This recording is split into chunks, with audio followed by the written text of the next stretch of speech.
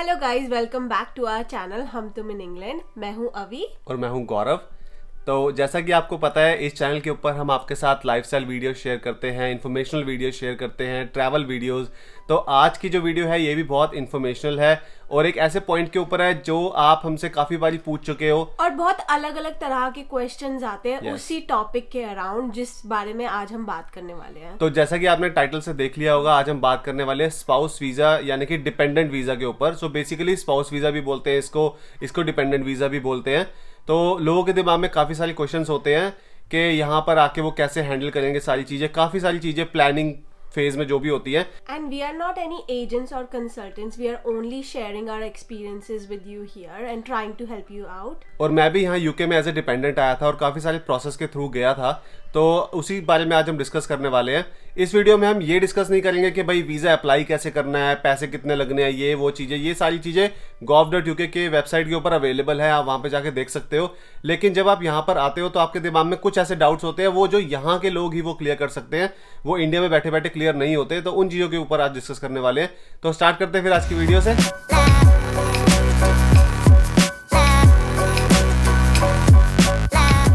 की डिटेल्स में जाने से पहले मैं आपको दिखाना चाहती हूँ कि हमने थोड़ी सी क्रिसमस डेकोरेशंस लगाई हैं और इतना सुंदर लग रहा है ये ट्री। और and I just love Christmas. यहाँ पे क्रिसमस की वाइब भी अलग है। तो अगर आप लोग भी यहाँ पे आ रहे हो या आ चुके हो तो definitely indulge your self in the celebrations. It just lightens up your mood. यहाँ पे बाहर इतना गंदा वेदर हुआ है, 4 बजे अंधेरा हो जाता है, तो इन्हीं सब चीज़ों से you can brighten up your day. तो आज हम इन सारी चीज़ों के बारे में बात करने वाले हैं और सबसे पहले हम स्टार्ट करेंगे डिपेंडेंट वीज़ा। सो ये वीज़ा क्या होता है, मैं स्पेसिफिकली क्लैरिफाई करना चाहती हूँ कि आज हम जो भी इंफॉर्मेशन दे रहे हैं वो सिर्फ स्किल्ड वर्कर वीज़ा या जो स्टूडेंट के डिपेंडेंट्स आ रहे हैं उसके बारे में दे रहे हैं, ना कि जब आप यहाँ पे किसी ब्रिटिश सिटीज़न से शादी करते हो, वो भी एक स्पाउस वीज़ा अलग कैटेगरी है, उसमें जो रिक्वायरमेंट्स है वो बिल्कुल अलग होती है। तो हमने आज उस टॉपिक के बारे में बात नहीं करनी। आज हम बात कर रहे हैं dependent visa for student visa and skilled worker visa. तो सबसे पहला जो क्वेश्चन दिमाग में आता है वो ये है कि एलिजिबिलिटी। अगर आप एज अ स्टूडेंट आ रहे हो या एज अ स्किल्ड वर्कर आ रहे हो तो क्या आप एलिजिबल हो अपने डिपेंडेंट्स को यहाँ पे लाने के लिए या नहीं। तो answer is yes, you can bring your dependents. So you can bring your spouse and you can bring your kids who are less than 18 years old.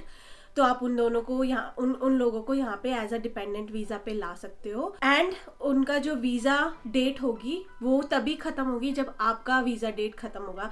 तो आपकी वीज़ा डेट और उनकी वीज़ा डेट एंड डेट जो होगी वो same होगी। जो dependent visa के मेंटेनेंस फंड्स, IHS फ़ी, वीज़ा फ़ी, ये सारी डिटेल्स गवर्नमेंट की वेबसाइट पे ऑलरेडी अवेलेबल है। तो आपका जो भी वीज़ा टाइप है वहाँ पे जाके आप देख सकते हो कि वो कॉस्ट कितनी है।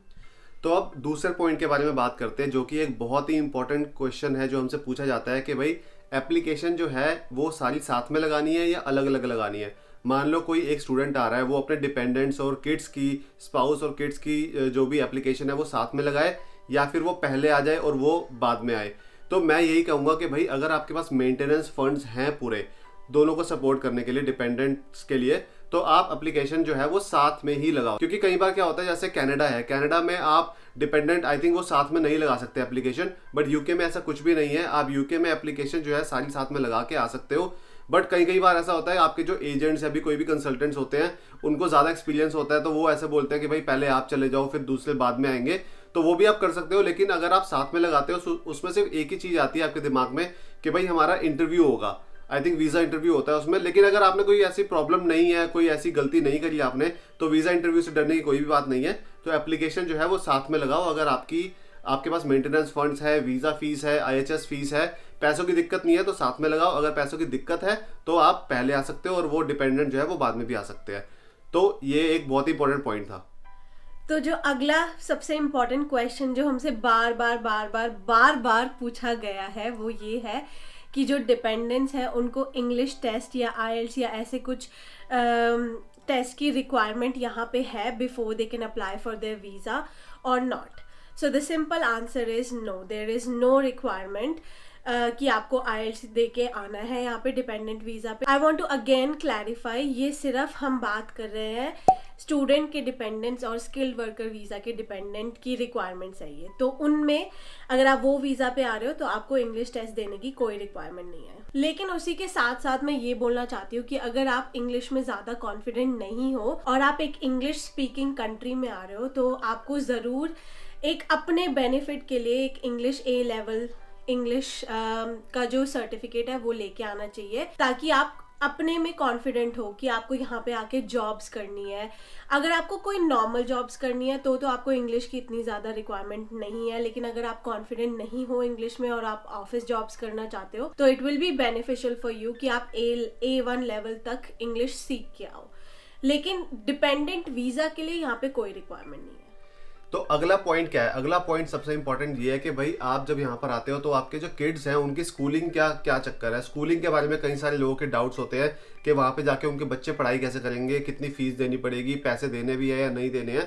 उसके ऊपर हमने ऑलरेडी एक पूरी डिटेल्ड वीडियो बनाई हुई है यहाँ पर, लेकिन इस वीडियो में भी मैं डिस्कस कर देता हूँ कि जब आप यहाँ पर आते हो, अगर आपके किड्स जो हैं उनकी जो एज है वो 5 साल या 16 ईयर्स से कम है, बिटवीन 5 ईयर्स और 16 ईयर्स है, तो वो यहाँ पर स्टेट फंडेड स्कूल जो होते हैं, प्राइमरी या सेकेंडरी स्कूल्स, उसमें एडमिशन ले सकते हैं। उसके लिए आपको पे करने की जरूरत नहीं होती, वो स्टेट फंडेड स्कूल्स होते हैं। लेकिन कई बार क्या होता है, जो यहाँ पे स्कूल्स होते हैं वो कई बार एडमिशन जो है वो रिजेक्ट कर देते हैं इस बेसिस पे कि आपके बच्चों का जो वीजा है वो शॉर्ट टर्म का है या उसमें 3 या 4 महीने ही काफी पड़े हुए हैं बस, तो इस बेसिस पे रिजेक्ट हो सकता है। बट वैसे ऐसी कोई प्रॉब्लम नहीं है। जब आपके बच्चे यहाँ पे आते हैं, किड्स आते हैं, तो उनको स्कूल में एडमिशन यहाँ पे मिल जाता है। और अगर उनकी एज 5 साल से कम है तो आपको यहाँ पे नर्सरी या फिर प्ले स्कूल में अगर आप भेजते हो तो उसके लिए आपको पे करना पड़ता है, तो वहां पे आपको जो है वो पे करना पड़ेगा। अदरवाइज यहाँ पे स्टेट फंडेड स्कूल्स में, प्राइमरी या सेकेंडरी स्कूल में आपको पे करने की कोई भी जरूरत नहीं है, उसमें फ्री एडमिशन होता है। तो आप हमारी ये वाली वीडियो भी देख सकते हो। इस वीडियो में हमने डिटेल में बताया हुआ है कि किड्स की स्कूलिंग यहाँ पे कैसे होती है, ब्रिटिश स्कूल सिस्टम क्या है। यहाँ पे आपको बिल्कुल क्लियर हो जाएगा इस वीडियो को देखने के बाद कि भाई ये चक्कर है यहाँ पे यूके में स्कूलिंग का। तो ये वाली वीडियो भी आप चेकआउट कर सकते हो। तो अगले पॉइंट के बारे में बात करते हैं, विच इज़ अकोमोडेशन। ये क्वेश्चन भी हमसे बार बार पूछा जाता है कि जब हम अपने पार्टनर के साथ आ रहे हैं या डिपेंडेंट्स के साथ आ रहे हैं तो किस टाइप की अकोमोडेशन बुक करनी चाहिए और कहाँ से बुक करनी चाहिए। तो आप हमारी ये वाली वीडियो चेकआउट कर सकते हो, जहाँ पे गौरव ने डिटेल में एक्सप्लेन किया है कि अकोमोडेशन कैसे ढूंढनी है और कैसे बुक करनी है। तो आप वो वीडियो में डिटेल इन्फॉर्मेशन ले सकते हो। बट इन शॉर्ट, अगर आप अपने पार्टनर के साथ आ रहे हो या डिपेंडेंट्स किड्स के साथ आ रहे हो तो you should always focus on private accommodation, जहाँ पे आपको एक प्रिवेसी मिलती है। आप अपने बच्चों के साथ, अपने पार्टनर के साथ आराम से रह सकते हो। प्राइवेट अकोमोडेशंस ढूंढनी चाहिए। तो इसके बाद नेक्स्ट पॉइंट जो है वो आता है कि भाई यहाँ पर इंटरव्यू क्वेश्चंस जो है वो कौन कौन से पूछे जा सकते हैं एयरपोर्ट पे। इमिग्रेशन ऑफिसर क्या क्या आपसे पूछ सकता है। तो क्या होता है ना, अगर तो आप साथ में आ रहे हो, मान लो मेन एप्लीकेंट, स्टूडेंट, डिपेंडेंट और उनके किड्स, या फिर स्किल्ड वर्कर वीजा पे जो भी आ रहा है उनके डिपेंडेंट या किड्स, अगर तुम लोग साथ में आ रहे हो तो हो सकता है क्वेश्चन जो है वो कम पूछे वो, क्योंकि ऑलरेडी तुम लोग साथ में हो। लेकिन अगर मेन एप्लीकेंट ऑलरेडी यूके में है और अगर डिपेंडेंट या फिर स्पाउस या फिर किड्स वो बाद में आ रहे हैं यूके, तो उनसे इमिग्रेशन ऑफिसर जो है वो थोड़े ज्यादा क्वेश्चंस आपसे पूछ सकता है। तो उसमें क्या क्या क्वेश्चंस वो आपसे पूछ सकते हैं जनरली, तो वो मैं आपको बताने वाला हूँ अब। तो सबसे पहले वो आपसे यही पूछ सकते हैं कि भाई आपका नेम क्या है, डेट ऑफ बर्थ क्या है, एड्रेस क्या है, आपका अपनी होम कंट्री में एड्रेस क्या था। दूसरा आपसे वो ये पूछेंगे कि भाई why did you come to UK, आप यूके क्यों आए हो। उनको ऑब्वियसली पता होता है कि भाई ये डिपेंडेंट वीजा है, ऑब्वियसली यहाँ पे पार्टनर होगा, बट वो आपसे कंफर्म करना चाहते हैं कि भाई आप आए हो तो आपको हर चीज के बारे में पता होना चाहिए। ये नहीं कि ऐसे ही आप आ गए, आपको कुछ पता नहीं है चीजें। तो आप ये चीजें जो है वो दिमाग में सोच के आओ कि why did you come to UK, है ना, उनको एक्सप्लेन करना पड़ेगा वहां पर।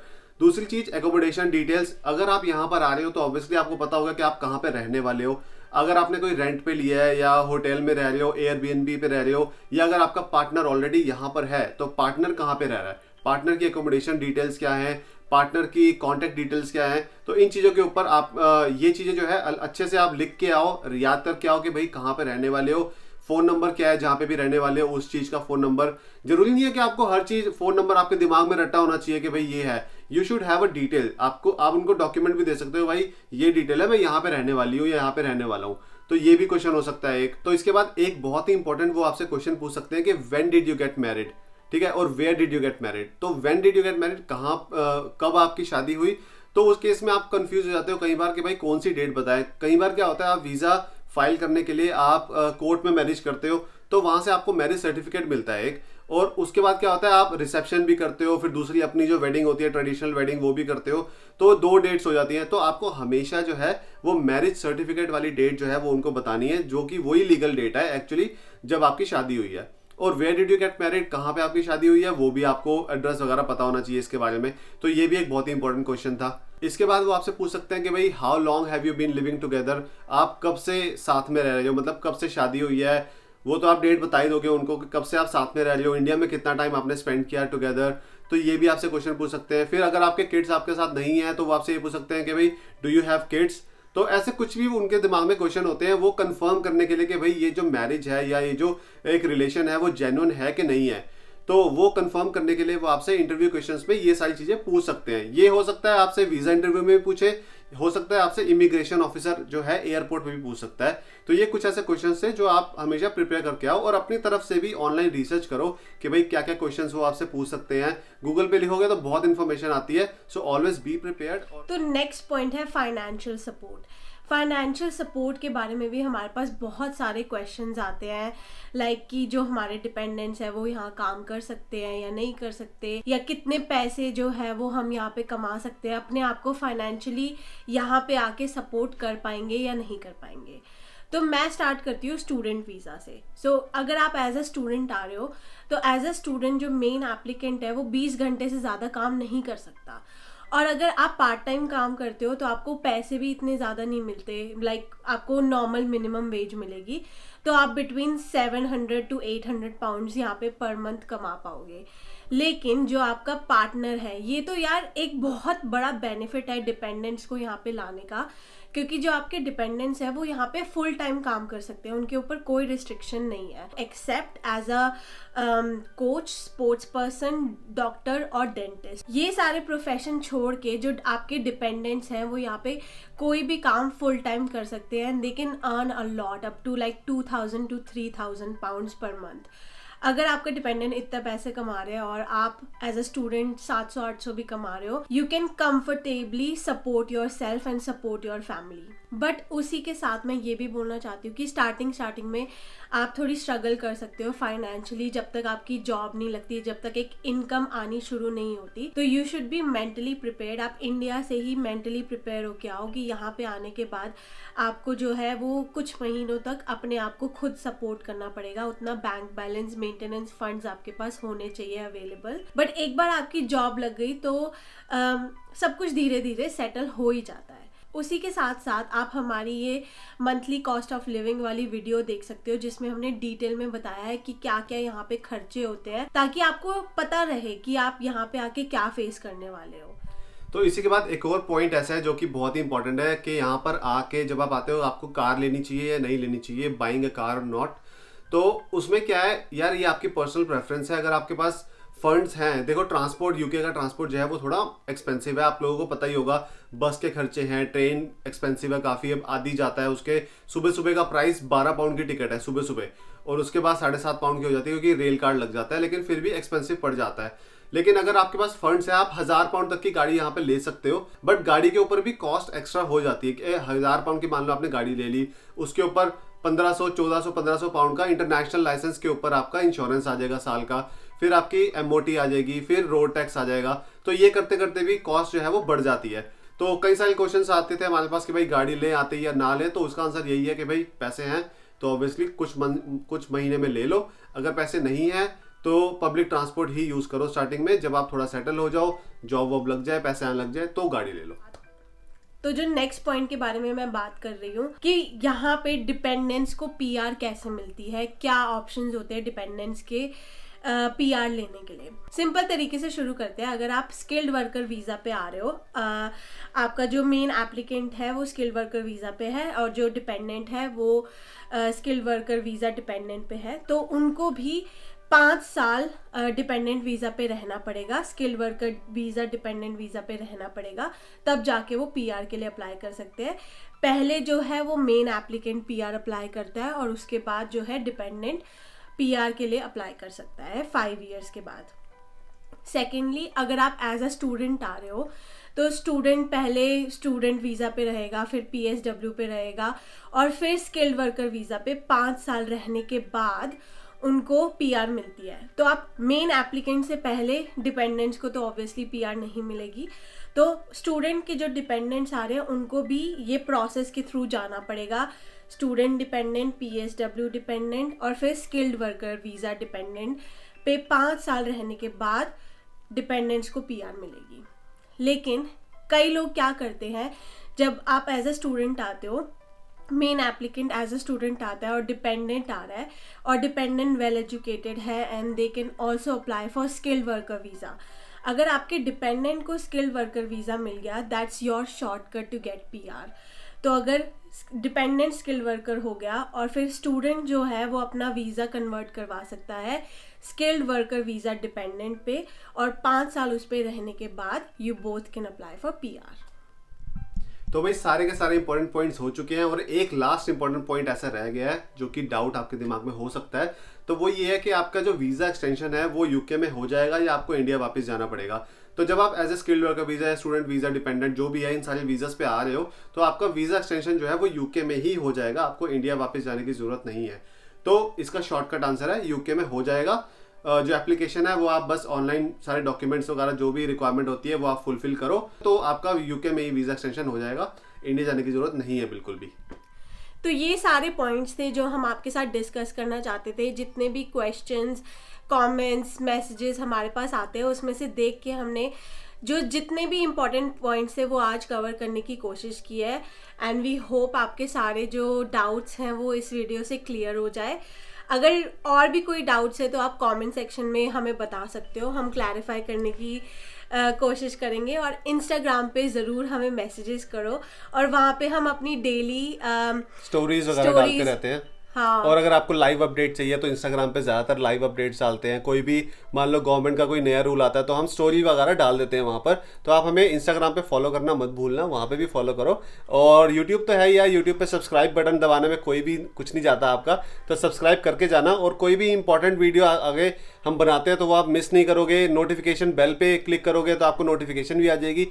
तो होपफुली यार आपको ये वीडियो जो है वो पसंद आई होगी, और अगर पसंद आई है तो प्लीज़ इस वीडियो को लाइक करना, हमारे चैनल को सब्सक्राइब करना और वीडियो पे कमेंट करके बताना क्या अच्छा लगा, क्या बुरा लगा, और क्या क्या क्वेश्चंस, शेयर भी करना, क्या क्वेश्चंस आप पूछना चाहते हो, आगे कौन सी वीडियोस हम बनाएं। तो ये सब आप डालते रहा करो, हम नोट करते रहते हैं और उन्हीं में से हम एक टॉपिक निकालते हैं, जैसे कि आज निकाला है। तो मिलते हैं फिर नेक्स्ट वीडियो में यार, तब तक के लिए बाय बाय, टेक केयर।